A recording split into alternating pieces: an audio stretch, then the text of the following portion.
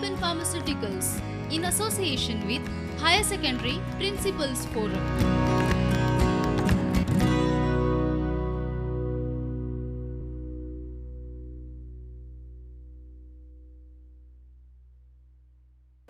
Good day everybody. Today I would like to talk to you about a very important aspect of Indian history, a civilization which has contributed to the world history, and the discovery of this civilization was itself very interesting. Somewhere in 1856, two British engineers were laying or were assigned the task of laying a railway line from Karachi to Lahore in Pakistan. And these people were finding it difficult because there was shortage of ballast. And you know, when railway line is laid, there is something called as ballast which has to be laid under the rails. Unfortunately, in that area there was no ballast. So some villagers came and they told them that there is enough of broken brick bats of houses in that area. These engineers went there, they collected all those brick bats, laid the railway line, and the brick bats were sufficient to lay a railway line connecting Lahore to Karachi, which is around 93 miles. They did not know that they had kind of touched the ruins of a very ancient civilization. Behind me you see a screen where it is showing the picture of the railway line, and when later on studies were made, Alexander Cunningham, the first Director General of Archaeological Survey of India, then started his work on this civilization. Later on you find in the 20th century many Indian archaeologists like Dayaram Sahani or Rakhal Das Banerjee also started excavating these areas, these sites where lot of ruins were found. And in 1924, the Director General of Archaeological Survey of India, that is John Marshall, announced the discovery of a new civilization which changed not only the Indian history but also the world history. And this civilization was known by many names. Initially it was called as Indus Valley Civilization, then it was called as Harappan Civilization or the civilization of Harappan era, and the latest trend is to call it as Indus Saraswati Civilization. And here you have the first chapter in your history, that is titled as Bricks, Beads and Bones, which focuses completely on the Harappan civilization. I have a map of India for you over here, and if you see the grey shaded area, which is mostly in Pakistan and the area around here in Haryana, you will see that there are some 5 or 6 rivers which come down and form one Indus river. Along this valley of the Indus river, you find many cities, many places which were once a prosperous or prospering civilization, or which had lot many houses, lot many cultural artifacts which are found as excavations were carried out. Here you have a picture of how archaeologists are at work. I have put this picture for you because this term archaeologist will be used again and again in this chapter and also in the next chapters to come. So here they are excavating using tools, and lot of material culture is being unearthed. Some of the lists, there are many cities. Okay, here there are a few cities which I have put over here, which will be talked again and again in this course of the chapter. You have Mohenjo-Daro, which is in Pakistan. Of course, Harappa was the first city or the first site which was excavated. So that is why they called it as the Harappan civilization. Next site which was excavated was Mohenjo-Daro, which is in Pakistan. Okay, Mohenjo-Daro actually means the dead mound. Then you have Channu-Daro, Kalibangan in Rajasthan, Dholavira in Gujarat. You have Cholistan in Pakistan, Shortughai in Afghanistan, Nageshwar in Gujarat and Balakot in Pakistan. Of course, all these are a few names which I have put, but there are still more which are being added to it as research is on. Some more about Harappa. Let me tell you also that it is also pronounced as Harappa. These sites are dated somewhere to 2600 BCE to 1900 BCE. I have used the term circa here, which means approximate. It's an approximate dating. We also find that these sites contain lot of baked bricks, seals, beads. We have all studied about these things in the 11th standard. Okay, weights, stone blades. These are the main features of this civilization. As we progress, as excavations went ahead, there were a lot of questions which were asked. Okay, one of them was what these people might have eaten, because there is no written record of these people.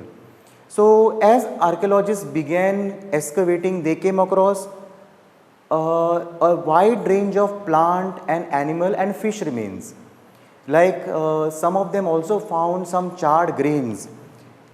These are studied by special people who are called as archaeobotanists. I put the word for you over here. And these are archaeologists who study plant remains.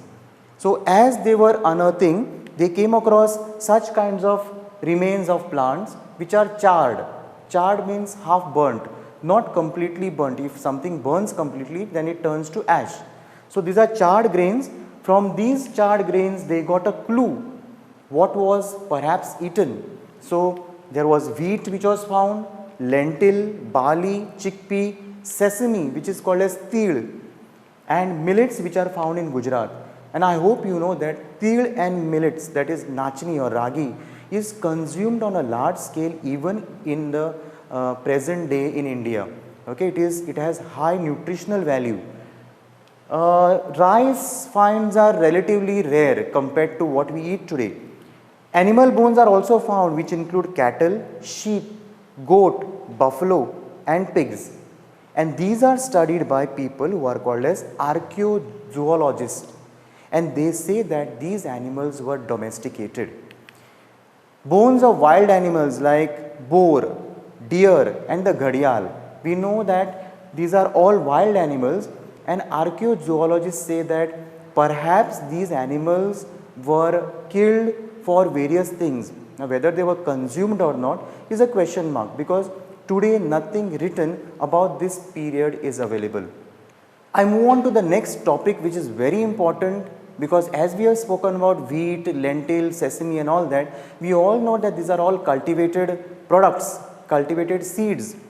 So, when there is cultivation, we have to study how the cultivation has taken place, what kind of agricultural technologies were there, and when they were excavating, they came across these terracotta seals and terracotta sculptures of bulls. Okay, here is one which I have on the screen. It is a bull which was used as a toy for the kids. But from there we can make out that bull was given lot of importance, and because bull was important, we know that there should be also plows. So, plows were used to plow the field, and such kinds of terracotta plows are found in a large quantity. These are clay toys actually, but from here we can make out, we can come to a conclusion that bull was widely used for ploughing, and terracotta and plows were also used, maybe wooden plows were used. So, they have been found in places like Cholistan and Banauli in Haryana. Archaeologists have also found an evidence of a ploughed field. There is a site called Kalibangan in Rajasthan. Okay? And here, if you just look at the picture, you will come to know it's a black and white picture where you have furrows at right angles. So, this proves that two kinds of crops were cultivated in a year. Okay. So, this is an evidence of ploughing. Here we can see that it was ploughed, they knew how to plough. So, agricultural technologies like plough or bulls were there, and also they knew to cultivate crops two crops in the same field. Now, whenever there is agriculture, see now how this is connecting: food connected to agriculture, agriculture connecting to water, because without water you cannot have agriculture, you can't cultivate anything. And let me tell you one thing, that all these sites are located in semi-arid areas, that means dry areas. So when these sites are located in dry areas, there is a need to plan the irrigation system. And here is a picture of a site which shows the environment. It's a very dry climate, there is no much vegetation. This is a picture in Mohenjo-Daro, one of the sites which is being excavated, and you can make out what kind of climate these sites were in. So traces of canals have been found in places like Shortugai, which is in Afghanistan today. So here you have a picture of a canal which is being recently dug out, and it shows you how water was taken from one end to the other. We also have water which was drawn from wells. So another picture of water, a well which is located on a high platform, and perhaps water was used for agricultural purposes from such kinds of wells. And there are many wells which are found throughout the sites. In fact, water was given utmost importance in the Harappan civilization. We also have huge water reservoirs found in, I would say, a site which is one of the best sites of water management, and that site is called as Dholavira. It is in Gujarat today. It is a very interesting site. If you go there, you will find huge water reservoirs which were planned in such a way that rainwater could be harvested properly. So here you have on the screen huge water reservoirs or huge tanks. So huge water reservoirs can be seen. In fact, ramps to go down to the water reservoirs are also seen, so that the water level, when it was going down, decreasing in the summer, these ramps were used to collect the water from the water reservoirs. So Dholavira is one site where water reservoirs are seen. Now every site has a particular characteristic, and these sites are divided, the layout of these sites are divided into two main sections. The first one is the citadel, which is a smaller area but at a higher level, and the next one is called as a lower town, which is a big area but at a lower level. Both are separated from each other by a wall. So here is an example of a citadel which is at a very high level, and the lower town which is separated by a wall. So everywhere, wherever you go to these Harappan sites, you find they are having such kind of layout. The citadel was also walled. Now this is a picture of a artist impression, we call it, wherein it shows that it is a typical picture of a Harappan site where the artist has imagined that this is the way these cities might have looked, and here you have a wall which separates the citadel and the lower town. Now there were buildings which were built on fixed platforms, and these platforms served as a foundation, and because they were built on fixed platforms, the building activity was restricted to a fixed area. So here you see how the building activity was restricted to a fixed area. Encroachment of any sort was not possible. So the platforms were built and drains were laid so that the building area was restricted to that particular area. Sun-dried or baked bricks were used, and they were all of standardized size. So you see, this is an example of a baked brick which is kept in the museum of Dholavira, and such kinds of bricks were used so that they are watertight, they are strong enough, and they have survived all the ravages of time till now. Laying out of drains, which is a very important aspect of the Harappan cities. Drains were planned. Okay, they were laid in a perfect grid pattern intersecting at right angles. So here you see a picture wherein you have a street, you have a drain, and on the drain you find it is covered so that to prevent any kind of mishap, and they are perfectly laid at right angles. So this is the main street which shows of the Harappan city, and you have the drain alongside the street. Streets with drains were laid first and then the houses were built on top of them. So this is a very good example of a drain, a main drain. Then you have the 90 degrees meeting at 90 degrees. This is called as a grid pattern, and here you have the space or the area for building the houses. So after all this planning, after all this execution, we have to now go and have a look at what kind of domestic architecture or what kind of architecture of the common man, houses of the common man existed. Now they have also a very typical architecture, like how in Goa, when we come to Goan villages, we find a very typical architecture which is found in Goa, which is completely different from the other states. So the houses had a courtyard in the center which was used for activities like cooking, weaving during hot and dry weather. So if you look at the screen behind me, you will see that this is a plan of a house. Actually it is just an impression, it is not found like this in this state. So here you have an open courtyard which was used for weaving and cooking in dry weathers, and here you have a typical layout of a Harappan house. This is the entrance of the house, and you will see that alongside the wall of the ground floor there are no windows except the main door. I will talk to you about it later on as we progress. Why this was maintained, why there were no walls, why there were no windows alongside the walls at the ground level. Some say that perhaps they wanted to maintain privacy. Also the main door of the house, here you see the main door of the house, it is not giving a very perfect view of the interior of the house. So if a person enters from here, his vision is restricted only to this room. It does not give a very clear view of what is there inside the house.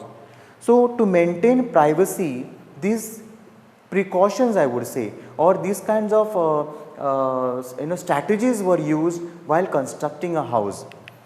There are many houses where even the staircase is found, which is used to connect the second story or the roof. So behind me is again a picture of a staircase, remains of a staircase, which is either going to the roof of the house or perhaps there was one more floor on the house. There were wells in a room, very interesting. I told you water was given lot of importance. There were wells in a room, and these were placed in such a way that they could be used by the passers-by. So here you see behind that there is a well and you have people having access to the well. Of course, this is a site where excavations are going on, so you don't expect a very clean, perfect picture. I am talking about 2600 BCE, so many years old. Every house had their own bathroom which was paved with bricks and it was connected to a drain. So just see the amount of planning, the amount of hygiene these people had. I mean the kind of the views about hygiene these people had.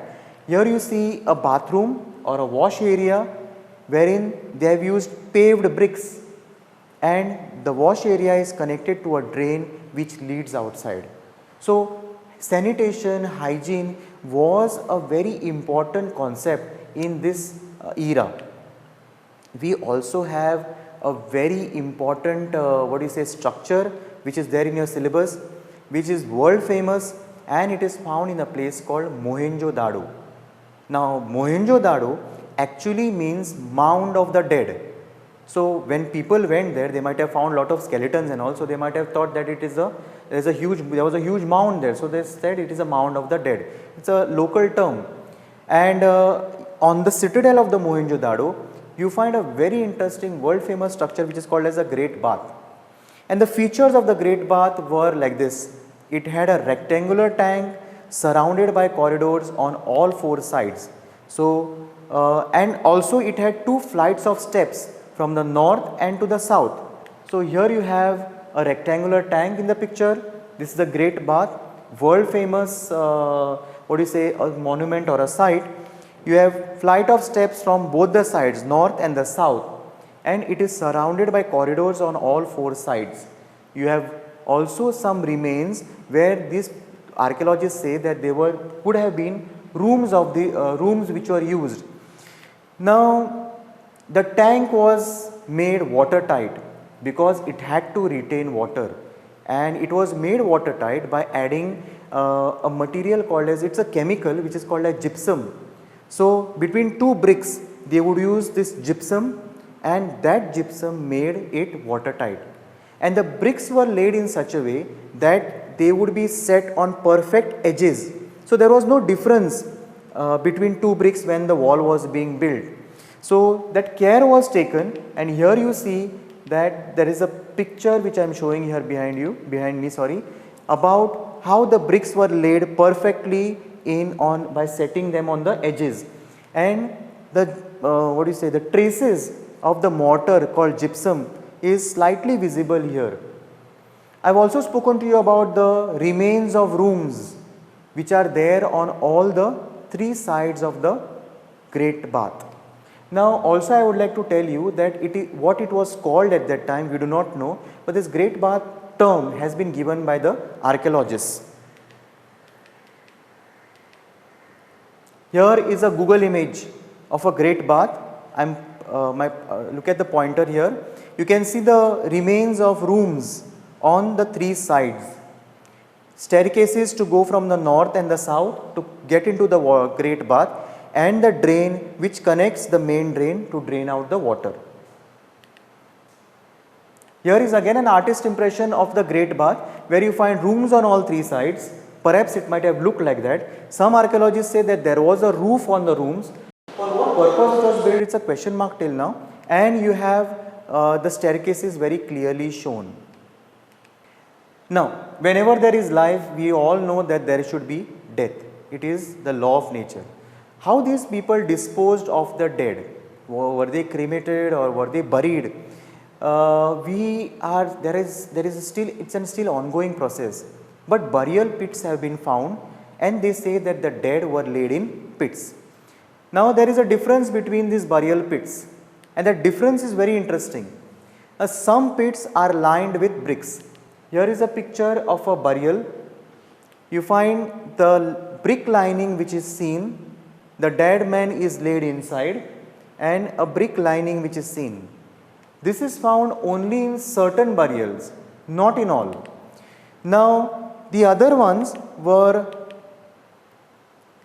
also having pottery, or they were buried with some jewelry, pottery, and this only indicates that these people believed in life after death. So they might have felt that the dead man would require this pottery, would require this jewelry after he died, so they buried all that along with him. So here you can see a burial pit in one of the sites. It is lined with bricks. The dead man is laid. You can see a necklace around his neck, and you can see a lot of pottery around. Okay, so this shows that they believed in life after death. Now, there were social differences in these burials. Like when we talk about burials, I told you that some were lined with bricks, some did not, they were just buried underneath. Now the social differences are identified based on the type of material with which the body was buried. Like objects of daily use are found in some burials. You find pottery, I have showed you the picture already, needles are found, flesh rubbers are found, body scrubbers they are called, and some luxury objects are found. You find material which is called as faience. It is nothing but silica mixed with gum and color and then fired, and bottles or pots were made out of it and used to store perhaps perfumes. Okay, so these objects are found, objects of luxury. Then there are objects which are also found like copper mirrors. Here you have a picture of a copper mirror which is found. Highly glazed copper mirror you can see on the screen. So such kinds of copper mirrors are found. So these are also considered to be objects of luxury. And also you find rare objects like spindle holes or perfume bottles made out of faience, which I have just mentioned to you, and they are specifically found in Mohenjo-Daro and Kalibangan. Now I have spoken to you, I have made as I was talking about the civilization, I have showed you a burial where the dead man was wearing a necklace. Okay, so that means that they had love for jewelry. And what kind of jewelry was there? As the sites were being excavated, they came to know that there were even bead making shops. Okay, so beads were made. Now in Kokani we call them as mani or mania. Okay, now what kind of material was used to make these beads? Today we have gold beads, today we have corals and many more things. But in those days they used specific materials, like there was a stone called steatite, which resembled white chalk. Okay, and this steatite was paste, made into a paste. It was molded, it was made into different shapes, and steatite beads were made. Another interesting material which they have used to make beads is carnelian. Carnelian is nothing but a red colored stone. Here you have a picture of a carnelian. Okay, it is a red colored stone where if you heat it, it turns even more red. So this stone was processed, it was fired to make beads, and here you have a very interesting picture of carnelian stone beads. A carnelian beads, carnelian beads were basically processed, they were heated, and that was giving it a very red, dark red color. So this was one of their favorite material which was used to make beads. Then grinding was done, polishing was done, drilling was done. So I told you there was a whole lot of industry where beads were made. And there are drills which are found in places like Mohenjo-Daro, Lothal and Dholavira. There are two sites which are famous for shell work, and they are Balakot and Nageshwar. Here they have found some ladles of shell. We all know what are ladles. Ladles means dole. In Kokani we call them dole. Okay, serving spoons basically. They are made of shells. Shell bangles are found in these areas. So perhaps these two sites were Nageshwar and Balakot. Here shell making industry was there. And you find that the craft production what I am talking about, where beads were made or where these jewelry was made, most of these crafts were made in a place called Mohenjo-Daro, and it was, they say, the center of craft production. Here everything right from bead making, shell cutting, seal making and even weight making was carried out. Here you have a picture of Mohenjo-Daro which shows a bead shop wherein you can find white beads, and perhaps it was a shop, and this bead making shop was doing quite well because you can see lot of beads around and they are now all buried in the earth. Then some beads were made by cementing two or more stones with a gold cap. So that was also done. So stones were taken, beads were taken and they were fitted with a gold cap. Beads were of different shapes, like they were cylindrical, there were disc and there was a barrel shaped. Here you can see some beads which are of carnelian, which are made of carnelian. These are circular shaped. You have some more shapes, barrel shaped, and here you have one more barrel shaped. So different sizes, different types. Yet one more art which is seen was basically decorating these beads by painting or by incising. Here you see carnelian beads, and these beads they have painted on it or they have made some incisions, means carvings.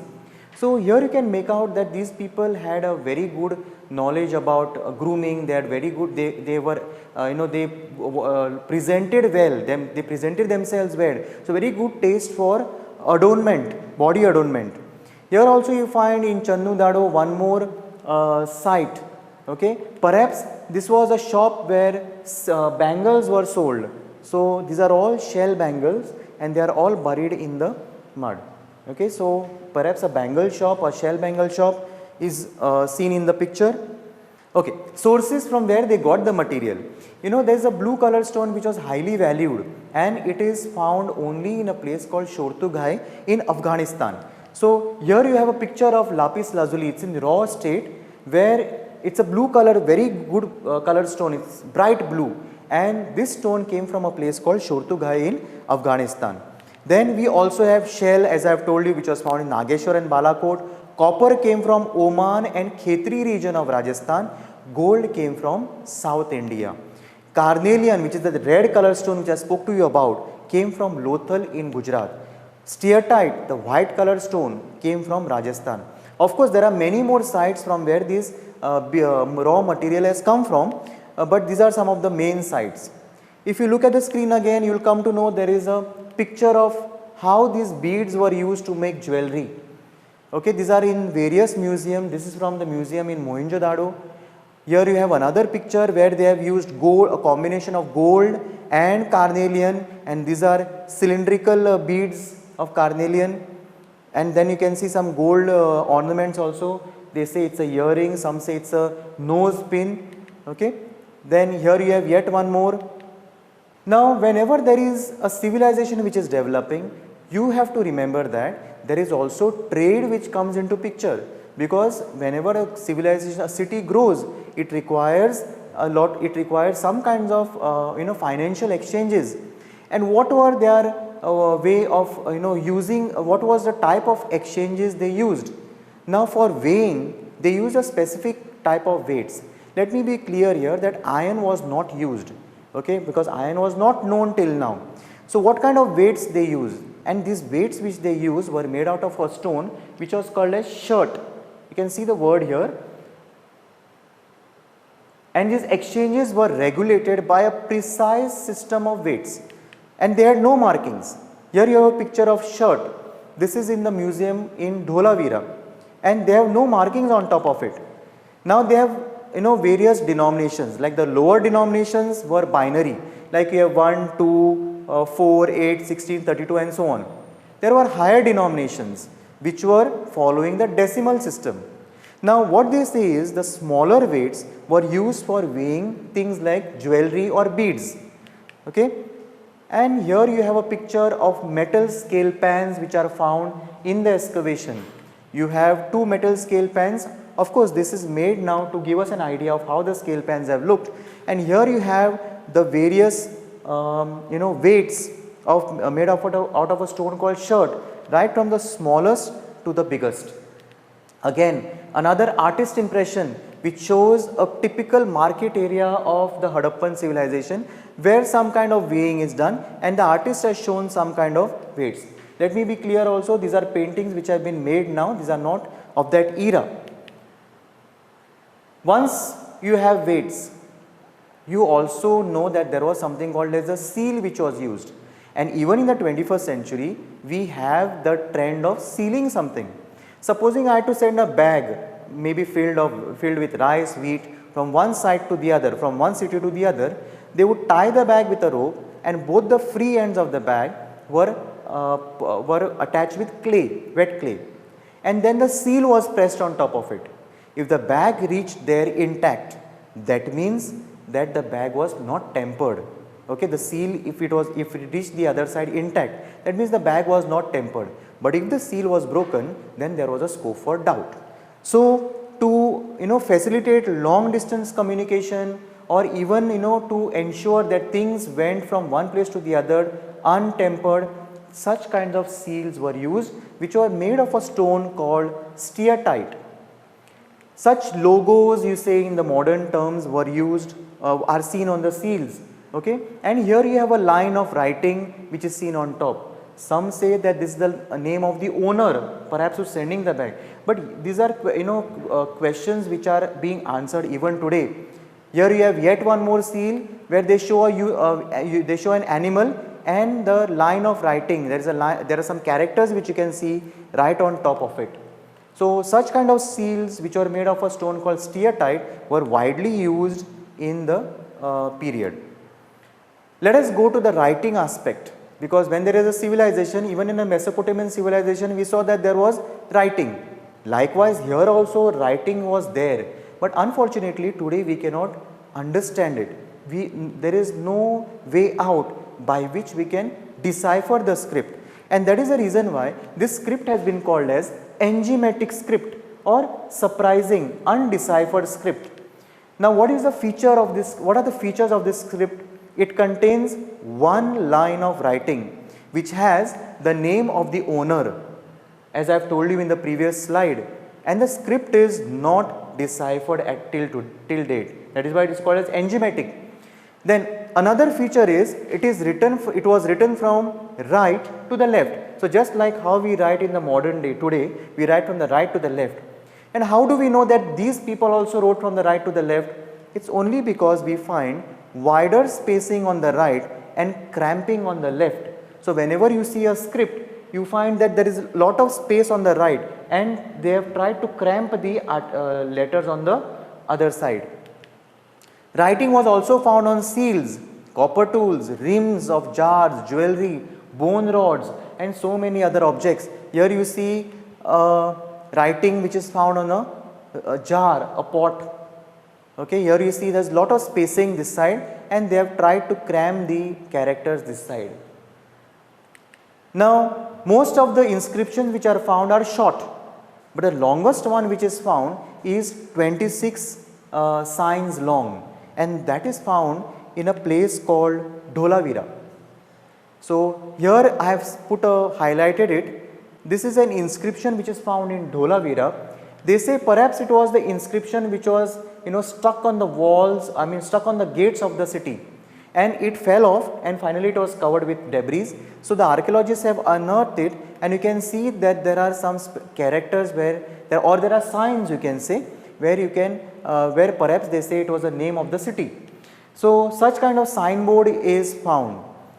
Now when we speak about civilization, I spoke to you about the food habits, that the agricultural technologies, water system, drainage, and finally we came to trade and who was controlling it, because there's these are questions which are asked. Okay, you find so many things, you are constructing so many theories, then what was the kind of administration? Was there a king? Was there a queen, or was there some kind of different many rulers, or were there ministers?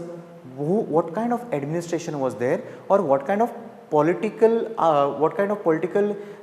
polity was there? Okay, political administration was there. Now as I have told you, nobody is there is no such evidence which we can use and say okay, this was the kind of administration which existed. But from the finds, archaeological finds, we can come to a conclusion. Okay, there are some buildings which are found, and the largest one which is found is in Mohenjo-Daro, and it is as good as a palace. Huge building with thick walls, many rooms, you can see in the picture. So archaeologists say, just like how they have called that as a great bath, that water tank as a great bath, they call this as a palace. So some say yes, there was a king. Some say there was somebody called as a priest king. You can see in the picture behind me. Okay, here you see a bust of a statue where you can see there is a person who's look at his eyes. There's a kind of a look, a royal look. His beard, you can see comb marks on the beard. You can see he's wearing a very beautiful kind of a garment, a kind of a shawl which has lot of embroidery on it. Then there is a headband, then there is a gold cap kind of thing fitted on his head. So they say he is a priest king. He is neither a priest nor a king. Now there are others who feel that this society had no rulers. There are some who feel that no, there was no single ruler, but there are many. So there are these theories about administration which keep on rising up, and they are being tried to answer by the archaeologists. Religion is a very important aspect of any civilization. Even in the Mesopotamian civilization in the in the 11th standard, or you take the case of Roman civilization, we have studied the religious aspect of the civilization. And here you see that figurines of women which are heavily jeweled and elaborate headdresses are found. So here such kinds of terracotta figurines are found of women wearing elaborate headdresses, and you can see lot of jewelry on it. The archaeologists have called such figures as mother goddess. So we don't know what she was called, so they have called it as a mother goddess. Then there are some stone statues which are found in a standardized posture, seated with one hand on the knee. So as if he is doing some kind of penance. Other structures are found, like you have the great bath, which I have already spoken to you about. Then you have fire altars, which are very interesting, and this is in a place called Kalibangan. Okay, these are some kind of fire altars. आज आमी ताका यज्ञ कुंड अशें म्हणपाक शकता, but they are not perfect यज्ञ कुंड. Fire altars which are perhaps used to perform some kind of religious, rituals. So these are also found. One-horned animal on seals, which the archaeologists have called as the unicorn. So such kind of seals you see, one-horned animal, and there is a line of writing. So we don't know what it is. So they say that it is the name of the owner or whatever. But here you see one-horned animal. It's a mythical animal because it has a horn, it has the legs of a cow or a bull, and it has the neck of they say it's an elephant, a rhino, then the horn of a rhino. So it's a mythical animal, a mythological animal, kalpanik म्हणतात ताका आमी. So these are also found. Again, seals showing a figure sitting in cross legs, okay, and surrounded by animals, just like today's Shiva. See this. You have a line on writing on top. He is seated in a cross leg. म्हणजे आज ताका आमी पद्मासन मुद्रा म्हणपाक शकता. Okay, you can see his legs are crossed. His hands are on the knee and he is in a meditating pose. Again, yet one more. Again, the same kind of depiction, hands on the knees, seated in cross legs position, and you see animals are shown, and you see the one line of writing. When the seals are found, now various kinds of names are given to it. Some say he is Pashupati, okay. Some say he is Proto Shiva, means the older form of Shiva. Now today in the modern context, we show Shiva, the Hindu god, in a meditating pose which is very similar to this. And because he has animals around, we call him Pashupati. In fact, Shiva is also called as Pashupatinath. There is a temple of Pashupatinath in Nepal which is very famous. So from here we can conclude what kind of religion these people might have followed.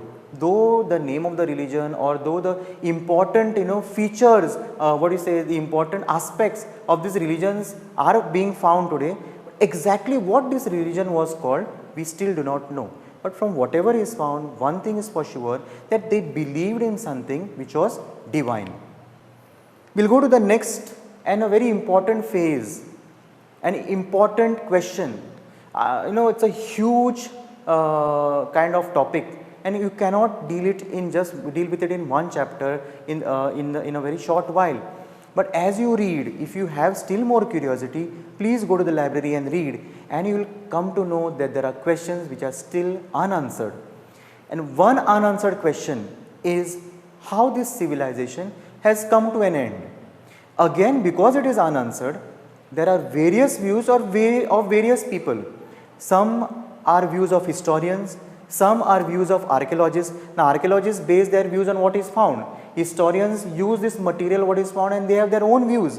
So why this civilization came to an end, or how this civilization came to an end, is a question mark. If you see why, some say there was a climatic change, okay, and some say that there was deforestation. So people started cutting trees and the civilization came to an end. Some people say that there were excessive floods, because of which the civilization came to an end. So here you have a picture of a drain, and you can see some debris coming out. So they say this is an example of floods. So excessive floods over there, and this caused blocking of the drains and caused the trees to perish. So this is one view. Some say shifting and drying up of rivers. The Indus Valley and its tributaries, they might have changed its course, they might have changed its alignment. So the rivers started drifting, rivers started shifting, and this is one of the reasons why these people perished. Overuse of landscape, which is even happening today. We keep on expanding to such an extent that we become very little sensitive towards our environment. So this also is one of the reasons which is predicted, okay, for the destruction of the Indus Valley cities or the Harappan cities. There is still more which you can still explore. Though these cities are not in India, most of them, there are new cities which are found in Haryana. Okay, there is a site called Rakhigadi, and excavations are going on. Now they are also trying to link the Indus civilization with the Saraswati river. So that is why it is called as Indus Saraswati civilization today. if you go to the library, textbooks galore. What we have to do is, to quench our thirst for knowledge, we need to open our textbooks and also go to the book library and refer to more books for more information on this Harappan civilization. Thank you.